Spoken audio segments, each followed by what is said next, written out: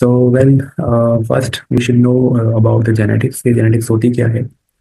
देखिए, अभी रिसर्च कहती है कि एक इंसान के जो भी करेक्टरिस्टिक्स हैं वो उसकी मदर के जीन से उसको मिलते हैं। We are very known to these terms, gene, chromosomes, कोई नई बात हमारे लिए नहीं है। और उसको जो जिस मदर से हमें मिलती हैं, फिर उसको जो ट्रांसमिट होती हैं, उसको जो ट्रांसमिशन होती है वो उनकी मदर से होती है। यानी हमने कहीं ना कहीं हमारी नानी के समथिंग के जीन्स की ट्रांसमिशन हुई हुई है। Similarly religious point of view से देखें तो एट द डे ऑफ, हम कहते हैं कि क़यामत के दिन मदर के नाम से पुकारा जाएगा, और वो जीन जो मौजूद होगा उस जीन से दोबारा से एक स्ट्रक्चर खड़ा कर सकते हैं। वो जीन है तो बहुत छोटी चीज़, लेकिन इंसान की जितनी भी खसलतें हैं या करेक्टरिस्टिक्स हैं वो तमाम के तमाम जीन्स के ऊपर मबनी हैं। और उसी की स्टडी को हम जेनेटिक्स बोलते हैं। इसमें हम इनहेरिटेंस और इसके अंदर हम वेरिएशंस, यानी एक शख्स दूसरे शख्स से कितना मुख्तलिफ है, वो वेरिएशंस तमाम हम साइंस के बुनियाद में जेनेटिक्स में पढ़ते हैं। सिमिलरली जो करेक्टरिस्टिक्स की ट्रांसमिशन है from one person to another through mother's gene और थ्रू पेरेंट्स जीन, उसको भी हम जेनेटिक्स के स्टडी में पढ़ते हैं। तो फिर सी द डिसऑर्डर्स, तो दो किस्म की मेजर डिसऑर्डर्स आती हैं ना। या तो देखिए, जब भी जेनेटिक्स की बात होगी तो हमारे पास या तो जीन्स आते हैं जहन में, या तो क्रोमोसोम्स। तो जेनेटिक डिसऑर्डर्स भी जीन मेचुरेशन की वजह से, यानी जीन की जो मेचुरेशन हो रही है या उसकी जो मेचुरेशन हो रही है उसमें किसी किस्म की कोई भी डिफिकल्टी है या कोई प्रॉब्लम एबनॉर्मलिटीज हैं, उसकी वजह से जो प्रॉब्लम्स हो रही हैं, जो डिसऑर्डर्स हो रही हैं, ये भी जेनेटिक डिसऑर्डर्स हैं। Similarly something related to chromosomes, तो chromosomal abnormalities.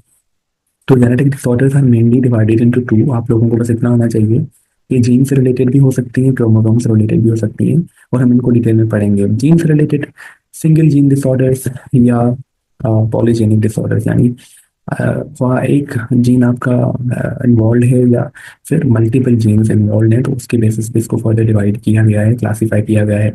Similarly if you look at the chromosomal abbreviations और एबनॉर्मलिटीज, तो उसके अंदर स्ट्रक्चरल क्रोमोसोमल डिफेक्ट्स, यानी क्रोमोसोम्स की या तो स्ट्रक्चर में मसला होगा या तो नंबरिंग में बड़ा, क्योंकि numbering is very essential for in the matter of chromosomes. अगर वो नंबर आगे पीछे हो जाए तो इंसान की पूरी और जो जो बॉडी है या उसका जो स्ट्रक्चर है वो तमाम, उसकी एनाटमी ही चेंज हो सकती है। तो नंबर्स या स्ट्रक्चर के अंदर मसला है। If the problem is in the structure development, तो फिर डेफिनेटली स्ट्रक्चरल क्रोमोसोमल डिफेक्ट्स के अंदर वो चीज़ें पड़ेंगी। और कुछ नंबर्स की वजह से डिसऑर्डर्स को हम न्यूमेरिकल क्रोमोसोमल डिफेक्ट्स बोलेंगे।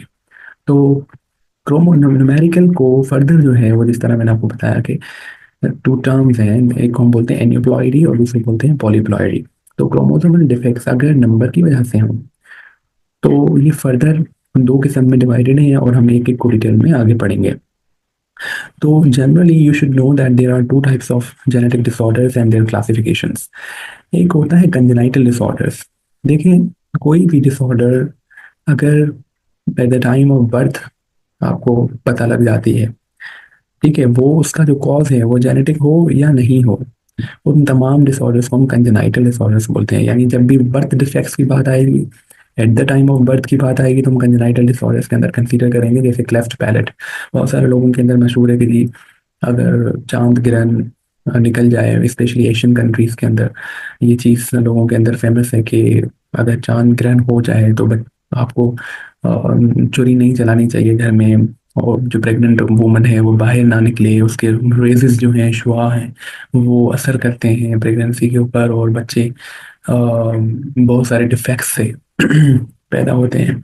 तो यानी ये तमाम चीज़ें जो मिथ्स हैं may be related to the congenital disorders. हमारे पास कंजेनाइटल डिसऑर्डर्स में लेफ्ट पैलेट बेहतरीन एग्जाम्पल है। अब वो स्ट्रक्चरल डिसऑर्डर है जिसके अंदर लिप्स जो है वो लिप्स को जैसे कट लगा हुआ होता है, ऐसे है, तो वो structurally at the time of birth develop होता है। वेस्टर्न कंट्रीज में, जो कि डेवलपमेंटल कंट्रीज हैं या डेवलप्ड कंट्रीज हैं, उनके अंदर जो बर्थ डिफेक्ट्स हैं, वो रिसर्च कहती है कि 50% मोर्टेलिटी जो जो इन्फेंट्स की जो अमवातें हैं, तो इन्फेंट्स की जो अमवात है उसमें 50% जो कंट्रीब्यूशन है वो जेनेटिक डिसऑर्डर्स का है। यानी वहाँ पे मरने वाले 100 में से 50 बच्चे जेनेटिक डिसऑर्डर्स की वजह से मरते हैं। यानी इट मीन्स कि this is very important even in the developed countries.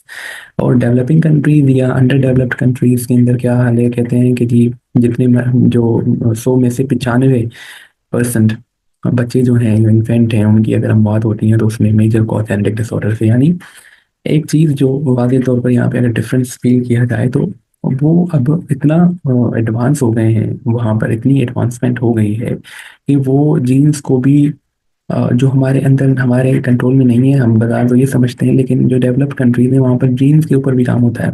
यानी द लेडीज प्रेग्नेंट, तो प्रेगनेंसी के दौरान ही अगर पता चल जाए कि इसके अंदर ये क्रोमोसोमल डिसऑर्डर है तो इसका इलाज भी मुमकिन है। हम किसी की ज़िंदगी किस तरह चेंज कर सकते हैं अगर ये चीज़ हमारे अंदर भी आ जाए। तो जेनेटिक डिसऑर्डर्स बहुत अहम डिसऑर्डर्स हैं और लोग एडवांसमेंट की तरफ जा रहे हैं। अभी जेनेटिक्स के ऊपर रिसर्च भी बहुत ज़्यादा हो रही है, लोग लोग इस तरफ जा भी रहे हैं। इवन एपिजीनोम्स के ऊपर काम हो रहा है।